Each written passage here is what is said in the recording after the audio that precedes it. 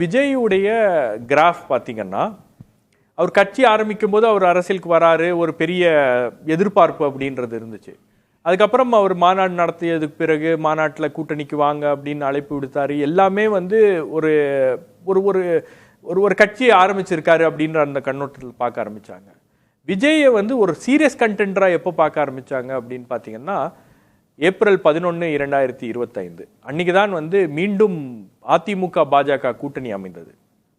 அந்த கூட்டணி அமைந்ததுக்கு பிறகு விஜய் மீது அந்த அட்டென்ஷன் அப்படின்றது கொஞ்சம் கூடுதலாக போயிருக்கிறது. தமிழக மக்களுக்கு ஒரு ஆல்டர்னேட்டிவ் ஃபோர்ஸாக அவரை பார்க்க ஆரம்பிச்சிருக்காங்க அப்படின்றது உங்களுக்கு பல்வேறு சர்வேஸில் தெரியுது. இது திமுகவே பல சர்வே எடுத்திருக்கு, அதிமுக பல சர்வேக்களை எடுத்திருக்கு, எல்லா கட்சிகளும் சர்வேகளை எடுக்கிறாங்க.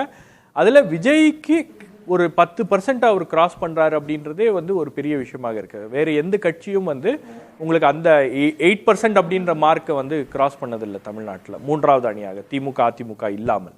அப்போ விஜய்க்கு கூடுதலான செல்வாக்கு அப்படின்றது இருக்கிறது. மேலும் இந்த செல்வாக்கு என்பது உயர்ந்து கொண்டே இருக்கிறது.